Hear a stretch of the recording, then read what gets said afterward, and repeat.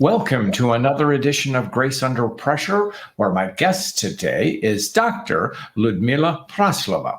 I will tell you all about Ludmila in just a moment. Grace Under Pressure is that show that deals with what's too often dismissed as the soft stuff, the caring, the commitment, the conviction, the compassion we show toward others. But when you do it from a leadership position, as you will definitely find out that Dr. Praslova is, you do it to bring people together for a common cause. Welcome, Ludmila. It's a pleasure to have you on the show today. Thank you so much, John. I look forward to talking to you. Your program is so wonderful. Well, thank you. The check will be in the mail there, Ludmila. Great. I want to tell folks about you. Ludmila Praslova, she has a doctorate in instructional or organizational psychology.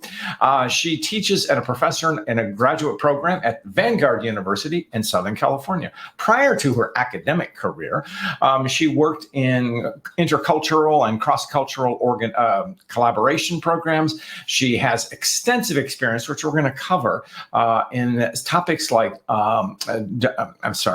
global and cultural differences, as well as neurodiversity.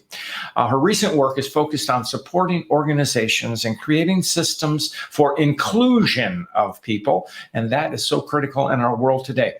She's been published widely in many, many peer-reviewed journals, and it is a pleasure to have you. Welcome, Dr. Praslova. Thank you very much. I'm thrilled to be here. Great. I want to shoot you the first question. You came to my attention because you co-authored an article in Harvard Business Review with my colleague, Ron Carucci, and you used a term that I was not familiar with, and it's a moral injury resulting from a moral challenge. Could you explain that for me, please? Yes, moral injury first was studied in military personnel who have done something that went against their conscience, and the suffering went beyond just, fear for their own life. It was injury to their sense of morality. Then it was studied in doctors and nurses who may not be able to do their jobs, then in teachers who may be also prevented from doing the good they signed up for. And now the way we talk about it, it's really applicable across all kinds of occupations. A salesperson could be experiencing moral injury if they're forced to sell something that's actually harmful to people. Well, great. What a wonderful concept. It's a wonderful label for a concept, and I'm glad we're focusing on it. And I know in your work, you cite the work of Dr. Jonathan Shea, who did extensive work in PTSD. And as you described it, PTSD is resulting from an injury to one's mortality. But the moral injury is different, and that's what you just described, correct? And is it, I'm not going to say worse because one lives, but it seems to be a lifelong challenge unless it's dealt with. Am I correct? It absolutely can be a lifelong challenge, and occasionally it can be so severe that people don't want to live. So it can be a very, very significant issue. And again, there are all kinds of gradations. We talk about, relatively minor issues, relatively minor episodes. You leave the job and you kind of regain yourself after a while. But there are all kinds of gradations of severity. Great. When I was researching your work, what came to mind was a company that is no longer with us, and that's a good thing. It was Enron. And when so often the deep dives into Enron, it was people who were of good, I would say, moral character, kind of got sucked into doing things against their will by the culture. Would that be an example of moral injury, Ludmila? Yes, if those people then realize, oh my goodness, I caused this energy crisis that forced people to pay through the roof for their energy that they couldn't afford. If they are people who were morally attuned to their values and realized they were doing that, it would definitely cause moral injury. And then, there was some whistleblowing too, which is another thing that happens. Sometimes people in organizations that injure their values, they can do it maybe for a while. They just kind of, okay, I'm making good money, or Sure. maybe is bad. But then there comes a moment, or theranos is a more recent example, where people would just come forward and say those things are just really, really, really wrong. And we all have different moral sensitivity, but yes, it definitely, the kind of environment that Enron created could be a huge cause of moral injury. Right. And so often, and I've done some research, or not research, but reading into white collar criminals. And so many of them didn't start out to be criminals. I mean, actually, they're highly qualified people, talented people, but they crossed the line. And that's why I mentioned the idea of Enron, is that there were outright thievery in there, no question about it, but people just got sucked into it. And that is very insidious and dangerous. And that causes moral injury. Am I correct? So, yeah. Yes. Well, again, some people just lack moral sensitivity, but it's a very, very small fraction of percentage of humanity. And then other people do get sucked in. So if you're wondering, okay, so why do we pay attention to it? Because we end up being like boiled as a frog. Or if we just say, well, I'm going to justify this, I'm going to justify that, we could lose our moral guidance. And that also at some point we might just realize, oh my gosh, what have I been doing? And that can be very injurious to us.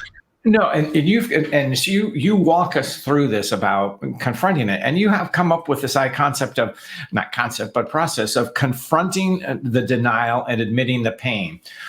Why would one do that, Ludmila? So, and that was actually Ron's bit. Well, we'll skip over that because I don't want to give Ron any publicity. I don't want to take this. So that was the part of the article that was not all right. Ron is a very good friend and a colleague. Right. But you definitely want to be aware of who you are and where you are. We just kind of rush through life sometimes, and we just get like always. Right. Seems to be increasingly so. And sometimes we just don't pay attention to all those deep things and things that might be troubling in our soul. And sometimes we do things that are harmful to other people without paying attention. So that's why the idea of being attuned, maybe having ethical reevaluations of what we do is probably a good hygiene practice, because checking the health of our soul, those things that we don't get to on the regular basis, and is something hurting me, something bothering me, and have I just been blocking it out of my mind? Sometimes we need to just say and intentionally compare what we do to our values and see if we kind of veered off and told ourselves a lie or two to just keep going in that direction for whatever reason. Great. And I think you touched on this, but I like the term, and it's as opposed to self-care, you talk about soul care. So what does it mean to care for one's soul? Is that prayer, or how are you defining it? It definitely can be prayer, and the concept is definitely used within Christianity and religion in general. However, the concept of soul care can also be extended to just trying to look at, okay, what are my values, and what is important to me. It is something that we tend to forget. And after a while, the damage can accumulate. So soul care is really being in touch with yourself. Just, you worked in organizations your entire life. How many times people in power hurt other people because they're not aware of their own problems? Oh, yeah, that and that's, I think, what leads to a term, what's more sadly popular, toxic culture. And we're not living our values, and when we're out of alignment with that, and doesn't necessarily mean we're doing something unethical, but we're not comfortable, or our bosses, or we don't respect them for whatever reason, and we're engaging in conduct that we don't feel good about. So, and I think there's a part of that is that what leads us to it. Is it a sense of self-entitlement that leads us astray, Ludmila? So, in some cases, if you think about entitlement, that, I get what I want now, and really not thinking about how that impacts other people, the larger culture, and really this lack of awareness of anything other than your own self-interest can definitely be seen in this. And if you watch those videos from Enron, like Lay, and they say we're the best and we deserve everything, and then you watch their people lower in the organization and they start saying the same things. Well, who cares about grandma whatever, as long as I'm making my money. Right. And so that is the sense of entitlement that can actually become hurtful to other people. Right.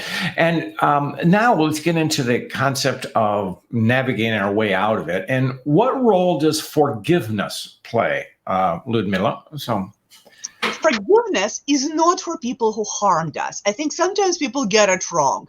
The purpose of forgiveness, ultimately, it is to release that person, but it releases us.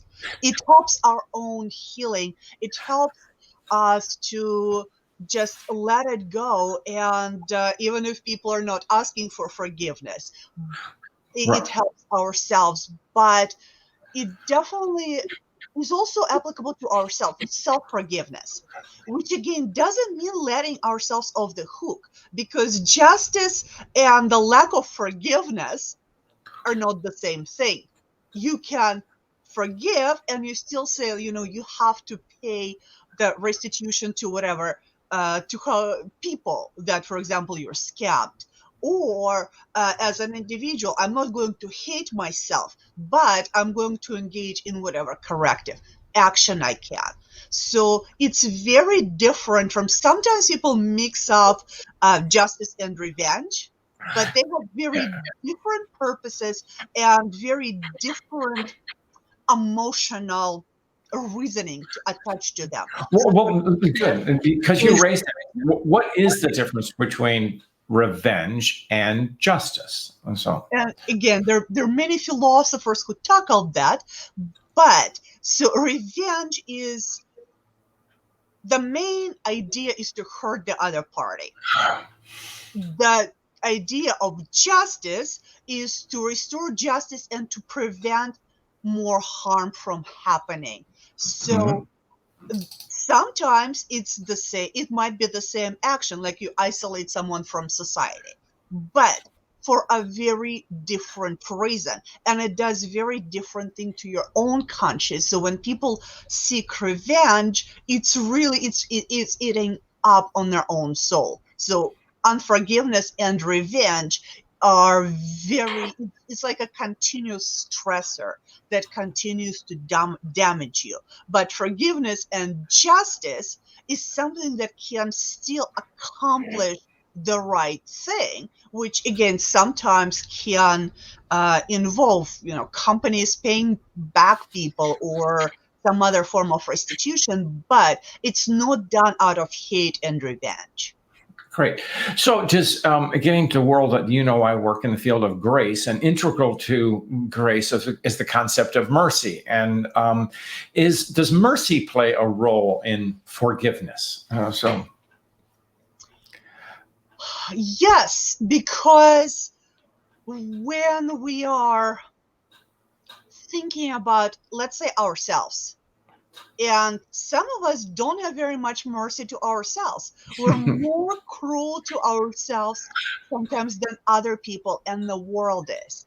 So sometimes we need to say, you know what, this person deserves forgiveness just as much as the other person, because sometimes we forgive others, but we don't forgive ourselves. And in the same way it would work with other people as well. I'm so glad you mentioned that, Ludmila, because while we may, it's a challenge for many, certainly for me to if I'm been wrong, to forgive them, but also we need to forgive ourselves for our own transgressions too. So we move forward, and I think that's important. And you write in your article about it, something called the concept of shedding shame as a means of regaining a moral center. Can you explain that, Ludmila? Shame is a very interesting emotion because on to some extent it's needed like all of our emotions, and it prevents us from doing wrong things.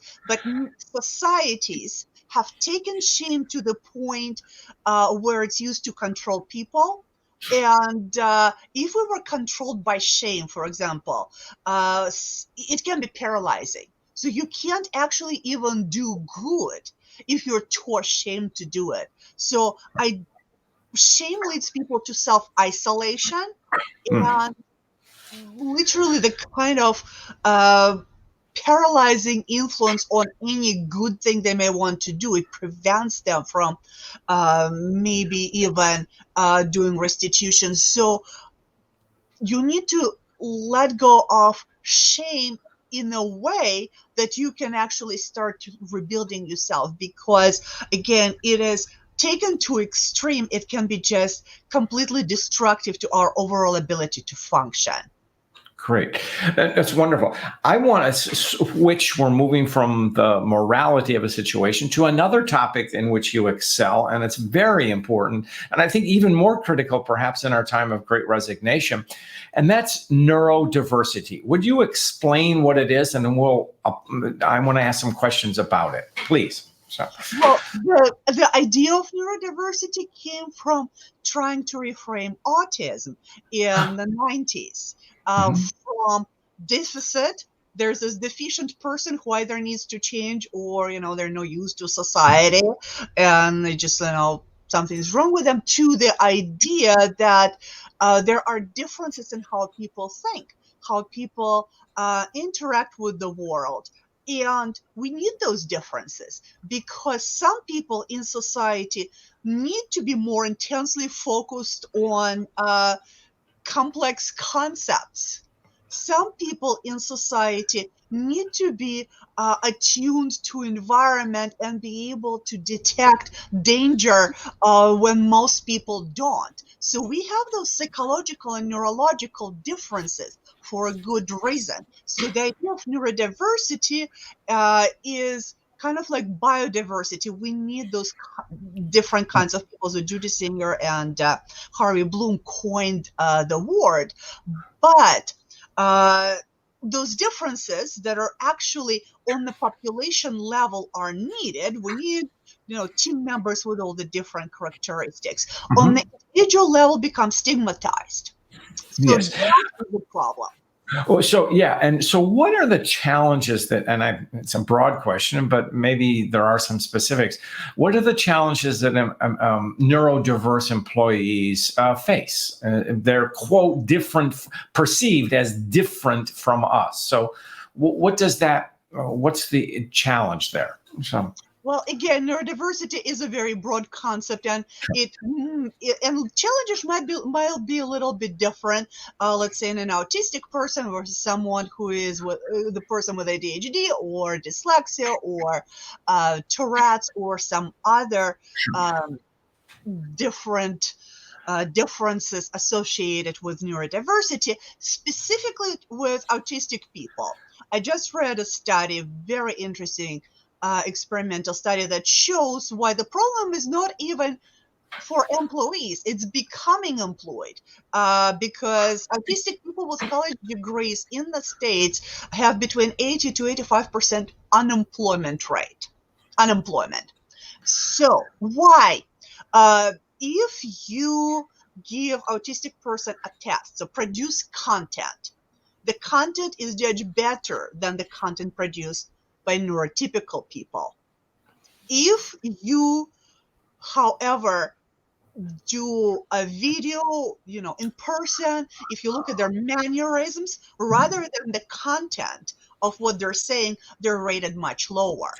Right. So that is a problem because employment decisions are based on charm and charisma rather than the actual ability to do work. And so that is one of the huge barriers in general for even entry into the workplace. No, that's a very important point. And, there are degrees on the autism scale of spectrum, which I am not expert in, but I just know there are differences.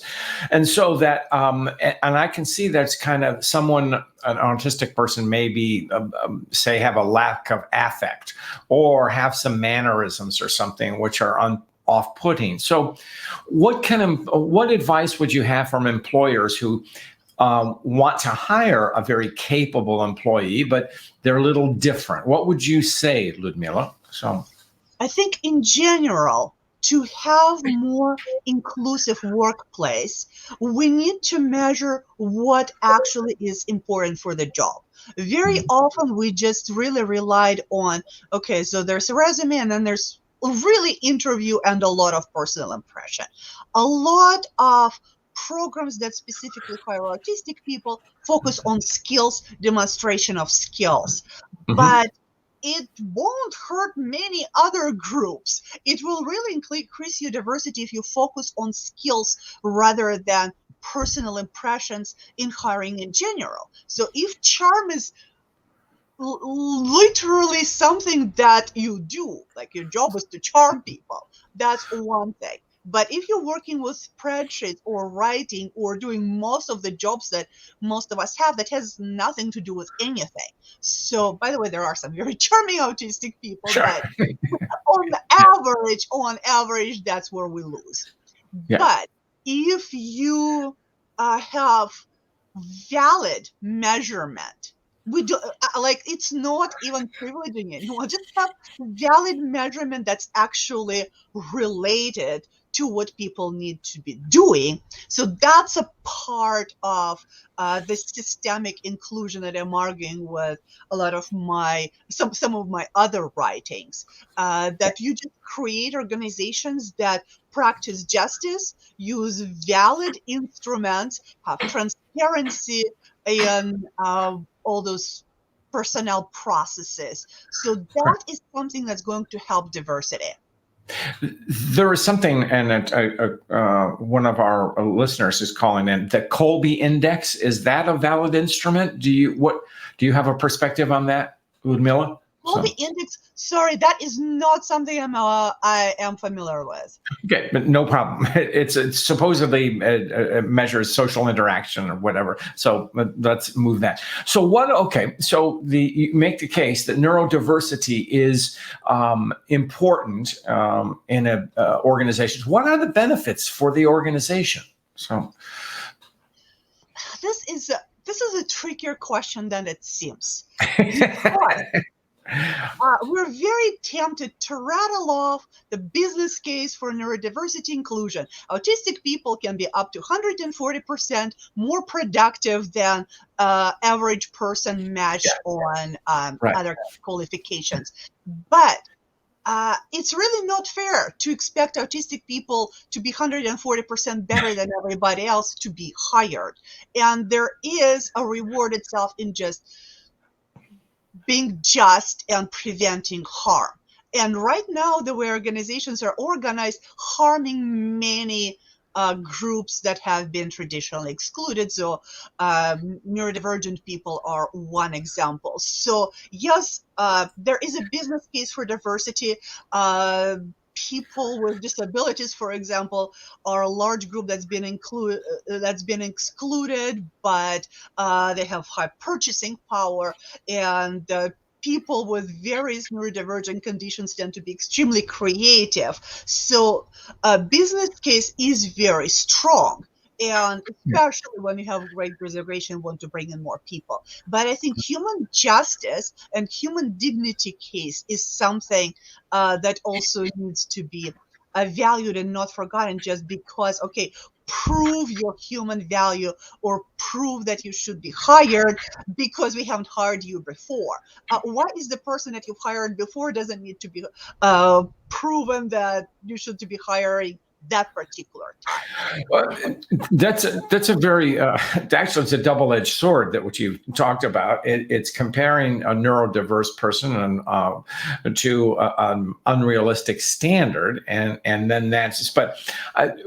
From this concept of diversity, including the neurodiverse, it does bring to an organization or a team a different perspective, and there would be value in that, would there not, Ludmila? So absolutely, that is one of the main reasons for any kind of diversity. And then when you bring people who are literally wired to think differently, to think from a different perspective, it is something that is very important in the organization, especially if diversity is accompanied by inclusion, because just bringing someone in and not listening to them is not helpful. But if you actually listen and are mindful of those different perspectives, it brings tremendous values to organizations. Inclusion is always the operative word, but I like the idea of the thinking differently, because so often in organizations we can kind of get locked in a group think. This is the way we do things here. Whereas someone different from it, be it whatever background they are, or could be neurodiverse, challenge us to look at an issue or a challenge or a problem or an opportunity with a different lens. And I think there's great value in that. Would you not agree? Absolutely. Yeah. Absolutely. We are so stuck in old mental models and in, as you said, groupthink and but groupthink is also because people are afraid to express, even if they do have different opinion. But when you bring people who have different opinions, different perspectives, different kinds of knowledge, and they're free to contribute it, that's when you get innovation, creativity, and ideas that take you beyond what has been done before. And again, many organizations do show that neurodivergent employees come up with ideas that expand the creativity, new inventions. A lot of it does come from what others might consider the edge, but that's what creativity happens. That's great. So we are racing along. We could continue to go on and on, but we have a time limit here. So as you know, I ask every guest a question about grace. Do you have a comment or a story about grace you'd like to share with us, Ludmila? Yes, and there is divine grace. I would say, the capital letter G. I'm going to talk about human grace, and because my whole life is about diversity and inclusion, my perspective on grace is very much informed by that. So when someone is able to see beyond labels and stereotypes and focus on the person outside of whatever that might have society suggests, I think that's one way people can exhibit grace in the workplace. And I have an example. It was a leader who was very elderly, the generation that's blamed for all kinds of bad things, and very pedigreed, and in otherwise people don't think about his group as stereotypically inclusive. He was probably the most inclusive person I've ever met, and he just had an ability to see beyond all this surfacey differences to human essence and the human dignity and the human worth of whoever he was interacting with.